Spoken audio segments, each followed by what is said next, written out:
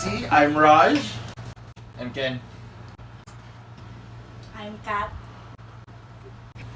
And I'm Erma, and today's topic is Electricity at home.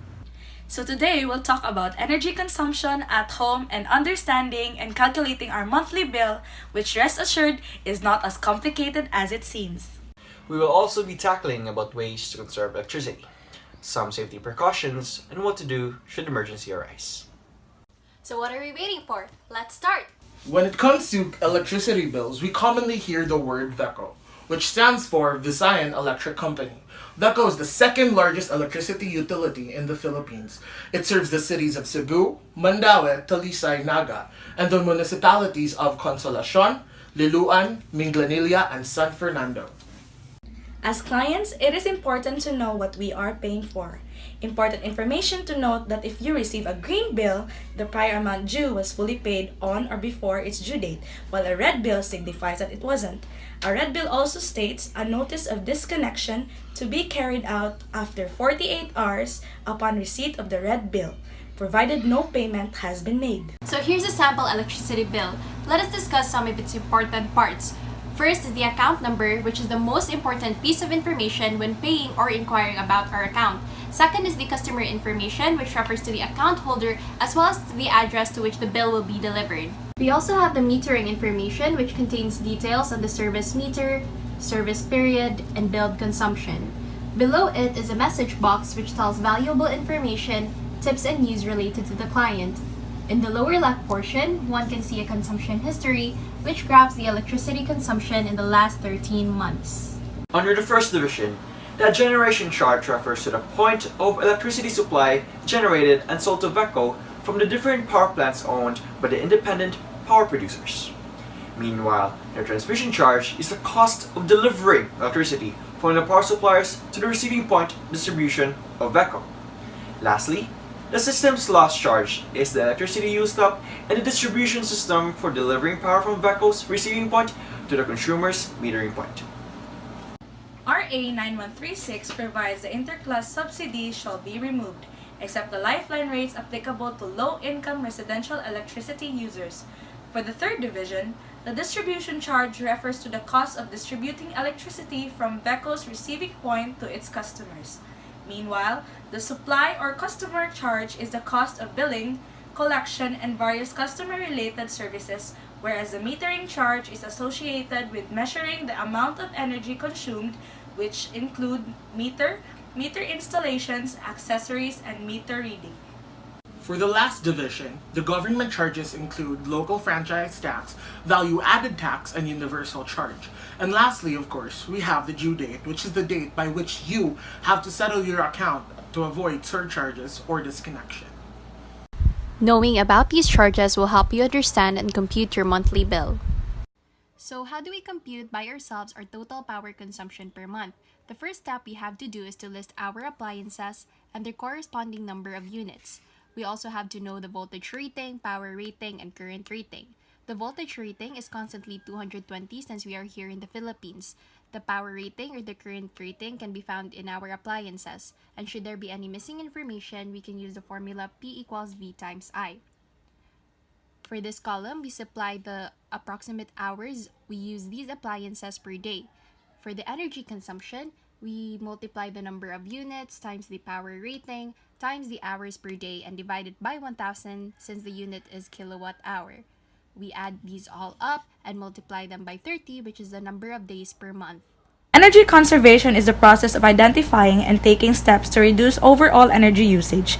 Strategies vary from person to person, as some are able to simply do with less when it comes to electricity, heating, or cooling. Do an energy evaluation at home. An energy evaluation allows you to identify areas that require the most electricity or areas that have energy leakages. This assessment will help in making any countermeasures to conserve energy. Invest in energy-efficient appliances. To improve the energy conservation within your home, one easy way to do that is to begin replacing old appliances with new ones that have energy-efficient labels.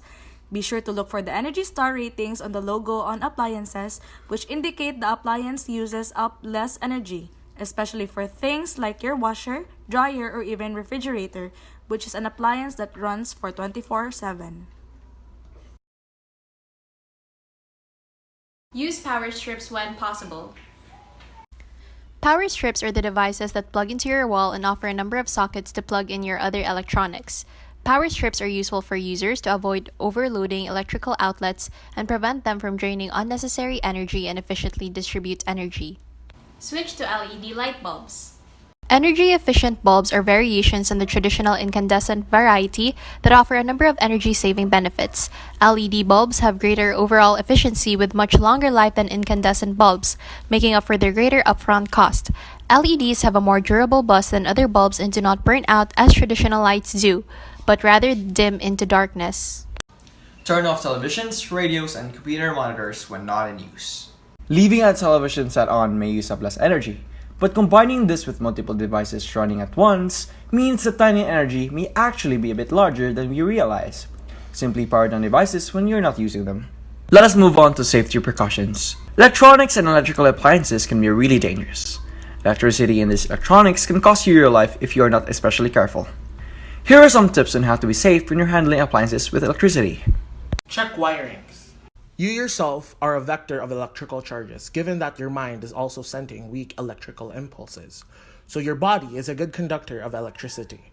Check the wirings of the appliances. See to it that there is no open wires that may possibly shock you. If there are, cover with an insulating layer. It can be an electrical tape. Check outlets. After checking for the external wiring, check the outlets and the male sockets of the appliances. Never use equipment with frayed cords, damaged insulation, or broken plugs. Avoid water. Before inserting the sockets to the outlets, make sure your hands are dry. You don't want water to drip from your hand to the sockets, which may come in contact with the electricity. Avoid water at all times when working with electricity.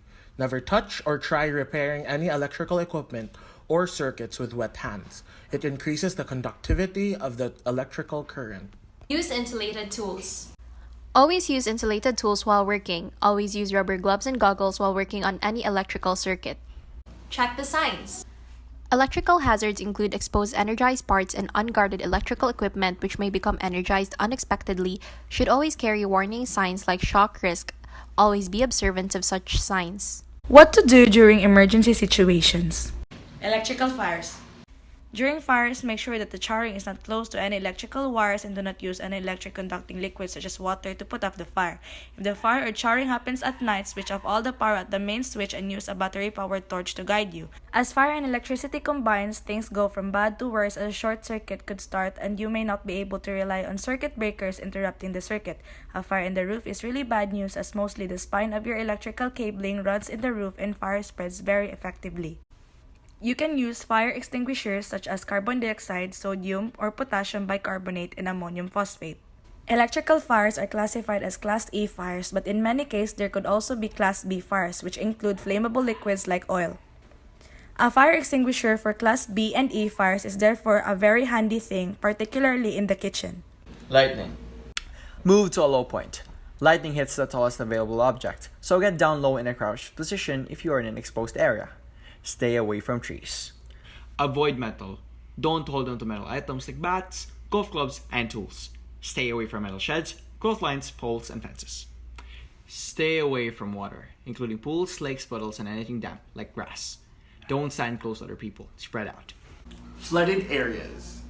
If you see a downed power line, move at least 10 feet away from the line and anything touching it. Do not use electrical appliances that have been wet until they have been examined by a qualified service repair dealer. Electrical equipment exposed to water can be extremely dangerous if re-energized without proper reconditioning or replacement. Downed power lines or submerged outlets from adjacent homes could energize the water. Use extreme caution when entering any flooded area.